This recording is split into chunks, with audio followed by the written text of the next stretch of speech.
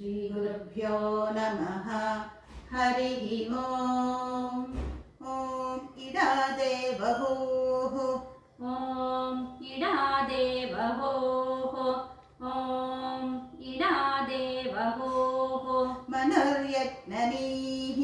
मनुर्यज्ञनीः मनुर्यज्ञनीः बृहस्पतिरुक्था मदानि बृहस्पतिरुक्था मदानि बृहस्पतिरुक्था मदानि शगुंसि षद्विश्वे देवाः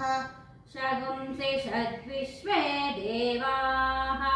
शगुंसि षद्विश्वे देवाः सूक्तवाचः पृथिवीमातः सूक्तवाचः पृथिवीमातः सूक्तवाचः पृथिवीमातः मामाहि गुंसीर्मधुमनिष्ये मामाहि गुंसीर्मधुमनिष्ये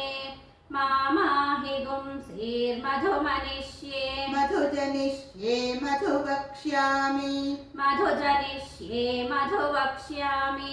मधुजनिष्ये मधुवक्ष्यामि मधुवदिष्यामि मधुमतीम् मधुवदिष्यामि मधुमतीम् मधुवदिष्यामि मधुमतीम् देवेभ्यो वाचमुद्यासम्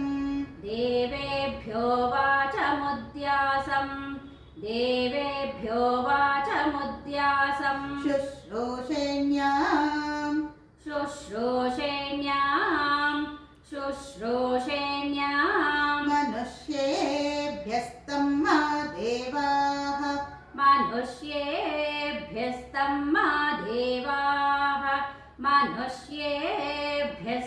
मा देवाः अवन्तु शोभायै अवन्तु शोभायै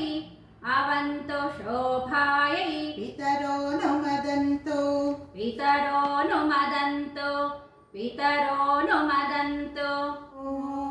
इडादेवभूर्मनुर्यज्ञनीर्बृहस्पतिरुक्ता मदानि शगुंसि षद्विश्वे देवा सूक्तवाचः पृथिवीमातर्मामाहि गुंसीर्मधुमनिष्ये मधुजनिष्ये मधुवक्ष्यामि मधुवदिष्यामि मधुमती